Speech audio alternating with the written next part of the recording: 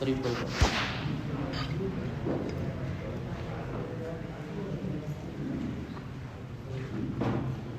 اعوذ باللہ من الشیطان الرجیم. بسم اللہ الرحمن الرحیم. طاسیم میم تلک آیات الکتاب المبین نتلو علیک من نبأ موسیٰ وفرعون بالحق لقوم یؤمنون.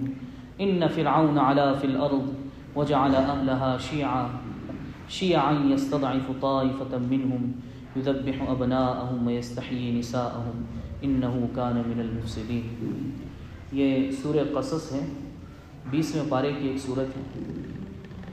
2 قومیں تھیں مصر کے اندر، ایک بنی اسرائیل اور ایک قبطی. یہ 2 قومیں تھیں مصر کے اندر. بنی اسرائیل نبیوں کی اولاد تھی. اسرائیل نام ہے حضرت یعقوب علیہ السلام کا. حضرت یعقوب علیہ السلام کا دوسرا نام ہے اسرائیل. اور بنی اسرائیل یعنی اسرائیل کے بیٹے، اسرائیل کی اولاد. تو یعقوب علیہ السلام کی بہت ساری اولاد ہوئی، تو یہ ساری اولادیں، ان کے 11 بیٹے اور ان کی اولاد اولاد اولاد در اولاد، یہ بنی اسرائیل کہلائے. اللہ تعالیٰ نے انہیں حکومت عطا فرما رکھی تھی. حضرت یوسف علیہ السلام کے ذریعے، ہم نے پورا یوسف علیہ السلام کا قصہ پچھلے سال سنا کہ ان کے ذریعے اللہ نے حکومت عطا فرما رکھی تھی بنی اسرائیل کو. لیکن پھر جیسے جیسے نبیوں سے دور ہوتے گئے یہ لوگ، ان میں سرکشی آتی گئی، ظلم و طغیانی، اللہ کی نافرمانی آتی گئی، تو اللہ نے حکومت چھین لی اور حکومت چھین کر دوسری قوم کو دے دی. یہ لوگ مصر میں آباد تھے، دوسری قوم آباد تھی قبطی. قبطی یہ فرعون کی قوم. اللہ نے حکومت چھین کر ان کو دے دی. حکومت ان کے ہاتھ میں تھی فی الحال، قبطیوں کے ہاتھ میں، فرعون کے ہاتھ میں. تو اللہ تبارک و تعالی یہاں سے موسیٰ علیہ السلام کا، اس صورت میں خاص طور پر موسیٰ علیہ السلام کا قصہ بیان کر رہے ہیں. پیدائش سے لے کر بڑا عجیب و غریب قصہ ہے. اس میں اللہ نے بہت سی جگہ قرآن پاک میں اس کا واقعہ بیان کیا موسیٰ علیہ السلام کا، اور فرمایا سورہ نازعات میں ہے ان فی ذلک لعبرۃ لمن یخشی، کہ جو اللہ سے ڈرتے ہیں، مومنین، نیک بندے، ان کے لیے موسیٰ اور فرعون کے قصے میں بڑی عبرت ہے، بڑی عبرت ہے. انشاءاللہ آج سے یہ تھوڑا تھوڑا بیان کیا جائے گا موسیٰ علیہ السلام اور فرعون کا قصہ، مختصر سا تھوڑا تھوڑا انشاءاللہ قرآن ہی کے ذریعے ہم اس کو سنیں، دیکھیں اللہ تعالیٰ کیسے ہمیں سمجھا رہے ہیں. اللہ تبارک و تعالیٰ فرماتے ہیں بسم اللہ الرحمن الرحیم. طاسیم میم. یہ سورہ قصص کے شروع میں پہلی آیت اللہ لائے طاسیم میم. کہ طاسیم میم کیا ہے؟ ہم نے دیکھا بہت ساری قرآن کی سورتوں کے شروع میں یہ ایسے لفظ ہے طاسیم میم، الف لام میم، ہا میم، الف لام را، الف لام میم را. یہ کہلاتے حروف مقطعات. یہ وہ آیتیں ہیں، یہ وہ حروف ہیں کہ ان کا مطلب سوائے اللہ کے اور کسی کو نہیں معلوم. اللہ ہی جانتے ہیں ان آیت کا مطلب اور ان حروف کا مطلب، سوائے اللہ کے اور کسی کو نہیں معلوم. یہاں مفسرین نے لکھا ہے کہ دیکھیں اللہ تبارک و تعالیٰ اپنے بندوں کو بتلانا چاہتے ہیں، میرے بندوں تم کتنا بھی علم حاصل کر لو، لیکن بعض علم میں نے اپنے پاس رکھے ہیں کہ تم کوئی یہ نہیں کہہ سکتا کتنا بھی بڑا عالم ہو، لیکن وہ یہ نہیں بتا سکتا کہ طاسیم میم کا کیا مطلب ہے. ہاں ایک حد تک تمہارا علم ہے، باقی اللہ کا خزانہ ہے، اللہ کے پاس اصل علم اللہ کے پاس ہے، وہ اللہ قیامت کے دن کھولیں گے. بہرحال اللہ تعالیٰ فرماتے ہیں تلک آیات الکتاب المبین، یہ واضح آیات، واضح کتاب کی آیتیں ہیں. پھر فرماتے ہیں نتلو علیک من نبأ موسیٰ وفرعون بالحق لقوم یؤمنون. لقوم یؤمنون، ہم ایمان والوں کے لیے موسیٰ اور فرعون کے کچھ حالات آپ کے سامنے ٹھیک ٹھیک پڑھ کر سنا رہے ہیں. نبی علیہ السلام کو بتا رہے ہیں ہم ایمان والوں کی ہدایت کے لیے، ایمان والوں کے لیے، ان کی عبرت کے لیے ہم موسیٰ اور فرعون کے کچھ حالات آپ کے سامنے بیان کر رہے ہیں. فرما رہے ہیں ان فرعون علا فی الارض، فرعون نے زمین میں سرکشی مچا رکھی تھی. وجعل اہلہا شیعا، اور اس نے زمین والوں کو گروپوں میں تقسیم کر دیا تھا. ہاں 2 گروپ میں. وہ اپنے خاندان کے جو لوگ تھے قبطی، وہ ان کو بہت اونچا درجہ دیتا تھا اور بنی اسرائیل کو بہت ذلیل کرتا تھا. اللہ آگے فرما رہے ہیں یستضعف طائفۃ منہم، دوسرے ایک گروہ کو اس نے دبا کر رکھا تھا. یہ بنی اسرائیل کے بارے میں کہ جو موسیٰ علیہ السلام کی قوم تھی اس کو دبا کر رکھا تھا. کیا کرتا تھا؟ یذبح ابناءہم، ان کے بیٹوں کو، لڑکوں کو قتل کر دیتا تھا. ویستحیی نساءہم، اور عورتوں کو زندہ رکھتا تھا. یہ وجہ کیا تھی؟ ایک مرتبہ ایک نجومی نے، کاہن نے فرعون کو یہ کہہ دیا کہ بنی اسرائیل کے اندر ایک بچہ پیدا ہوگا جو تیرے کنگڈم کو ختم کر دے گا. تیری حکومت کا تختہ الٹ کر رکھ دے گا۔ اب فرعون پریشان ہو گیا، کیا کریں؟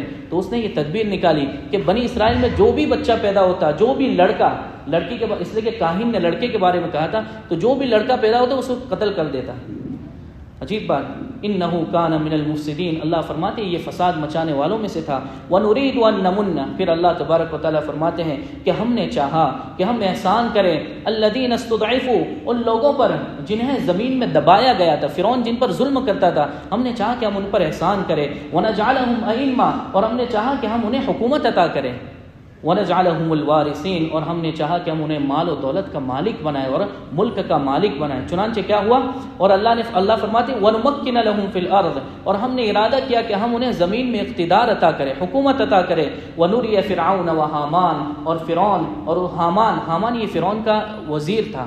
اللہ فرماتے کہ یہ دونوں کو وَجُنُودَهُمَا، اور ان کے لشکروں کو مِنْهُمْ مَا كَانُوا يَحْذَرُونَ، وَنُرِيَ، وہ باتیں دکھائے جن سے یہ ڈرتے تھے، جن سے یہ بچتے تھے۔ کیا مطلب؟ یعنی یہ بچتے تھے اور یہ بچنے کی کوشش کرتے تھے کہ کہیں ہمارا تختہ نہ الٹ جائے۔ ایسے وقت میں اللہ نے یہ بتایا، دیکھیں وہ وقت ایسا تھا کہ کوئی سوچ نہیں سکتا تھا کہ بنی اسرائیل جیسی کمزور قوم فرعون کا تختہ الٹ سکے گی، لیکن ایک وقت آیا۔ اب کیا ہوا؟ موسیٰ علیہ السلام پیدا ہوئے، موسیٰ علیہ السلام بنی اسرائیل کی قوم میں پیدا ہوئے، ان کے گھر میں پیدا ہوئے۔ اب ان کی والدہ کو ڈر لگا کہ کیا ہوگا، اس لیے کہ فرعون کی پولیس جو تھی، فرعون کے کارندے، فرعون کی فوج یہ تلاش کرتی رہتی تھی گھر میں، جہاں کوئی بچہ ملا اس کو قتل کر دیا۔ اب موسیٰ علیہ السلام کی والدہ کو ڈر لگا۔ اللہ فرماتے کہ ہم نے انتظام کیا۔ کیا انتظام کیا؟ وَأَوْحَيْنَا إِلَىٰ أُمِّ مُوسَىٰ، ہم نے موسیٰ کی والدہ پر الہام کیا۔ دیکھیں اوحینا الی عورت کی طرف جب اوحینا آئے تو اس کا مطلب ہوتا ہے الہام، اس لیے کہ اللہ تبارک و تعالیٰ نے کسی عورت کو نبی نہیں بنایا، عورت نبی نہیں ہو سکتی، ہاں مرد کو نبی بنایا۔ تو وحی اور الہام میں فرق یہ ہے کہ الہام یعنی دل میں بات اللہ کی طرف سے آتی ہے، اور وحی فرشتے کے ذریعے اللہ تبارک و تعالیٰ اپنے کلام کو بھیجتے ہیں۔ بہرحال اللہ تعالیٰ فرماتے کہ ہم نے موسیٰ علیہ السلام کی والدہ کے دل میں بات ڈالی، کیا؟ ان ارضعی، کہ اسے دودھ پلاؤ۔ بچہ تو پیدا ہو گیا، وہ ڈر رہی تھی، اللہ نے پھر تسلی دی، کہا کہ اسے دودھ پلاؤ۔ فَإِذَا خِفْتِ عَلَيْهِ، اگر تمہیں ڈر لگے، اگر تم اس پر ڈر لگے، تمہیں ڈر محسوس ہو، فَأَلْقِيهِ فِي الْيَمِّ، تو اسے سمندر میں ڈال دینا، دریائے نیل میں اسے ڈال دینا۔ وَلَا تَخَافِي وَلَا تَحْزَنِي، اور ڈرنا نہیں، تخافی ڈرنا نہیں اور غم مت کرنا۔ اللہ نے وعدہ کیا، کیا؟ اِنَّا رَادُّوهُ إِلَيْكَ، ہم اس بچے کو تمہاری طرف لوٹا کر رہیں گے، ہم تمہاری طرف لوٹائیں گے۔ وَجَاعِلُوهُ مِنَ الْمُرْسَلِينَ، اور اسے نبی بنائیں گے، ہم اسے نبیوں میں سے اسے بنائیں گے۔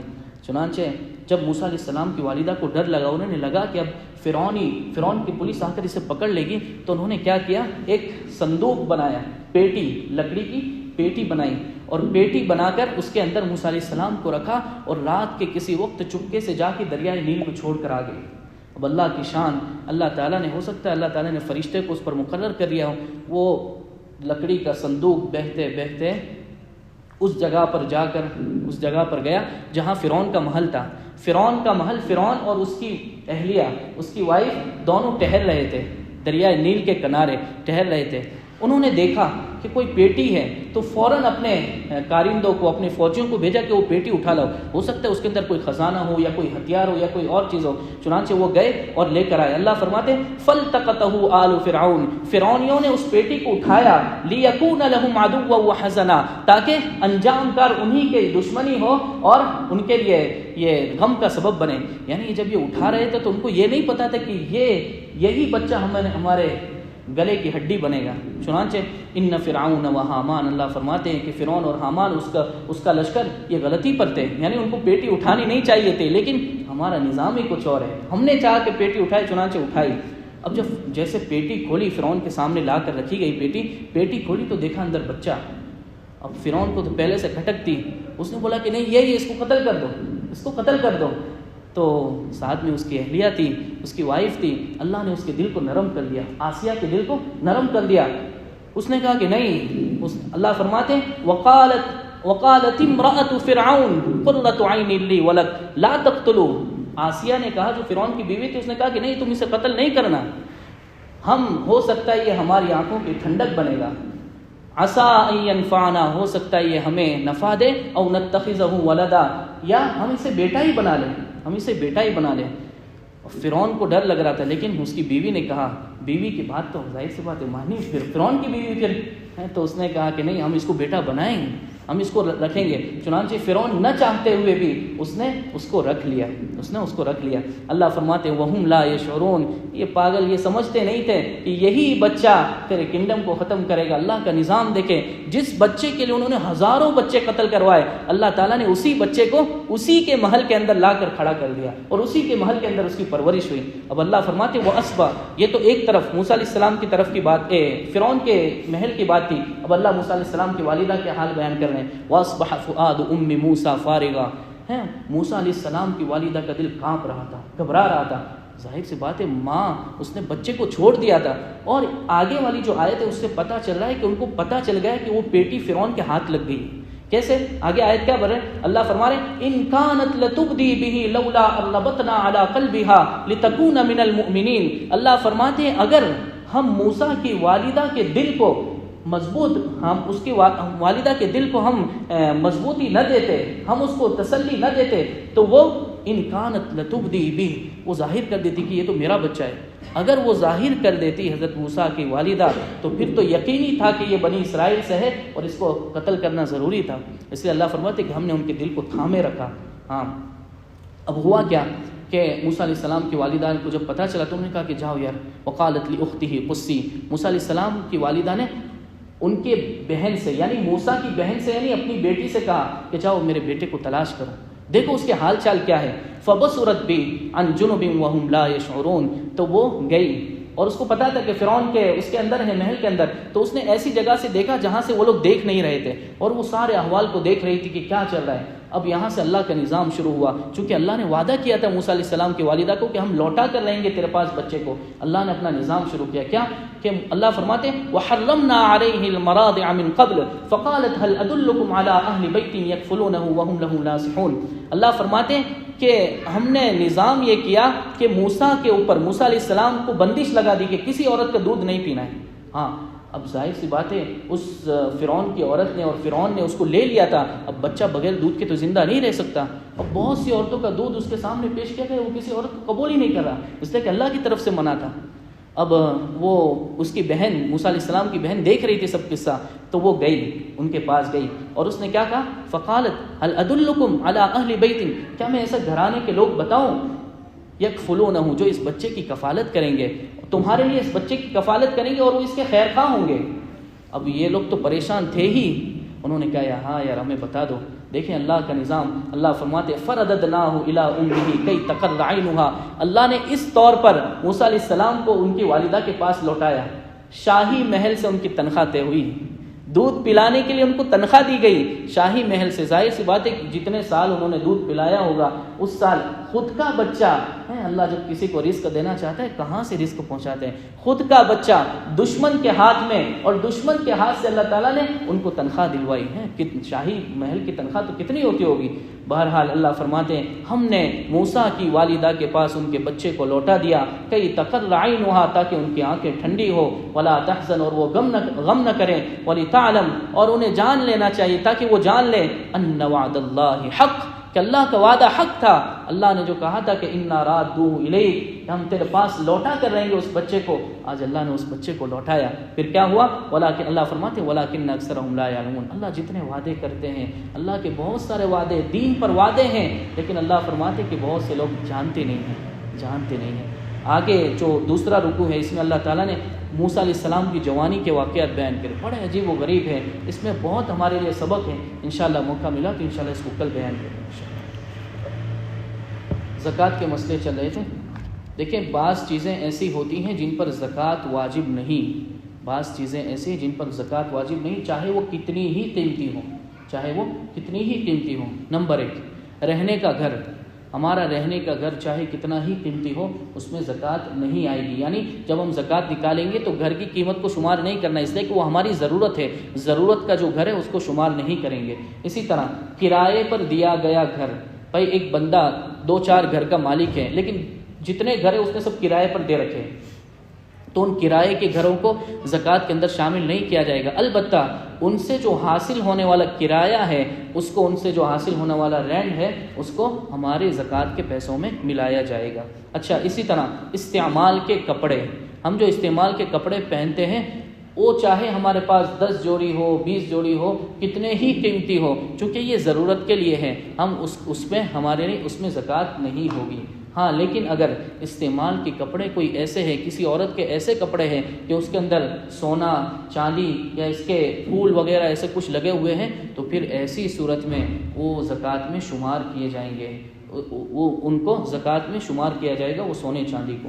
اچھا، اسی طرح گھر کا تمام سامان چھوٹا ہو یا بڑا، کتنا ہی قیمتی ہو، فریج، کولر، اے سی، جتنا بھی ہے، بیڈ وغیرہ، کتنا ہی قیمتی ہو، ان کو زکوٰۃ میں شمار نہیں کیا جائے گا، اس لیے کہ یہ بندے کی ضروریات ہیں، ضروریات کو زکوٰۃ میں شمار نہیں کیا جاتا۔ اسی طرح سواریاں، بندے کے پاس 1 گاڑی ہو، 2 گاڑی ہو، 3 گاڑی ہو، خود کی ہو، وہ اس کو ضرورت پڑتی ہے تو اس کو شمار نہیں کیا جائے گا، جب زکوٰۃ کا ہم حساب کریں گے اس کو نہیں شمار کیا جائے گا۔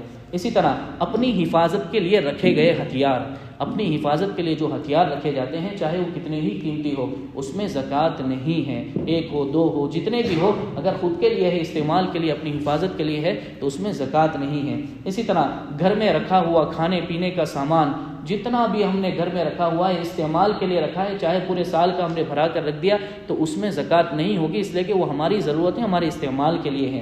اسی طرح ہیرے جواہرات، دیکھیں ایک سجاوٹ کے برتن، یہ ایک رہ گیا، سجاوٹ کے برتن، اس میں بھی زکوٰۃ نہیں ہوگی، چاہے ہماری ضرورت میں نہیں آتے، لیکن بعض دیہاتوں میں ہم نے دیکھا کہ اوپر ایسے رکھ دیتے سجاوٹ کے لیے، تو اس میں زکوٰۃ نہیں ہے، وہ برتن ہے، اس میں زکوٰۃ نہیں ہے۔ اچھا، ہیرے جواہرات میں بھی زکوٰۃ نہیں ہے، دیکھیں حالانکہ کتنی قیمتی ہوتے ہیں، لیکن شریعت نے اس پر زکوٰۃ نہیں رکھی۔ ہاں، کب؟ جبکہ تجارت کے لیے نہ ہو، اگر تجارت کے لیے ہے تو پھر وہ تجارت کے حساب سے اس پر زکوٰۃ آئے گی، لیکن اگر تجارت کے لیے نہیں ہے تو ہیرے جواہرات میں زکوٰۃ نہیں ہے۔ لیکن اس میں علماء لکھتے ہیں کہ بھائی بندے کو ایسا رہنا چاہیے کہ اپنی زکوٰۃ ہر وقت نکالتا رہے۔ ہاں، ایسا نہیں کہ زکوٰۃ سے بچنے کے لیے بعض لوگوں نے یہ ہیلا کرنے لگے کہ اب ہیرے کا سیٹ بنا کر دیتے ہیں۔ ہاں، ہمارے احمد آباد میں ایسا ہوا ہے، ہمیں پتہ نہیں، واللہ عالم ان کے دل کے کیا ہوگا، وہ کیا مقصد سے انہوں نے دیا ہوگا، لیکن ہیرے کا سیٹ بنا کر دیا بہو کو، بیٹی کو ہیرے کا سیٹ، تو اس میں اگرچہ زکوٰۃ نہیں ہوتی، لیکن اللہ نیتوں کو جانتا ہے نا، اللہ نیتوں کو جانتا ہے۔ اللہ چاہتے ہیں کہ ہمارا جن لوگوں کو ہم نے مال دیا ہے وہ غریبوں کی مدد کرے، ہاں، تو ہمیں زکوٰۃ میں ہیلا نہیں کرنا چاہیے، اللہ نے جو دیا ہے اس میں سے غریبوں کو دینا چاہیے۔ اچھا، اسی طرح مطالعے کی کتابیں، عالم کے لیے مطالعے کی کتابیں چاہے وہ کتنی ہی قیمتی ہو، ہزاروں رینڈ کی ہو، کتنی ہی زیادہ ہو، اس میں زکوٰۃ نہیں آئے گی۔ اسی طرح صنعت کاروں کے اوزار، کیا مطلب بھائی جو جس لائن کا کام کرتا ہے اس لائن کے جتنے بھی آلات ہیں، جتنے بھی کام کی جو چیزیں ہیں، اوزار ہیں، اس پر زکوٰۃ نہیں آئے گی، اس پر زکوٰۃ، بھائی ایک آدمی ٹرانسپورٹ کا کام کرتا ہے، اب اس کے اندر میں 10 بسیں ہیں، 20 بسیں ہیں، تو ان بسوں کی قیمت پر زکوٰۃ نہیں آئے گی، البتہ ان سے حاصل ہونے والا جو کرایہ ہے اس پر زکوٰۃ آئے گی، اس پر زکوٰۃ آئے گی۔ سبحان اللہ۔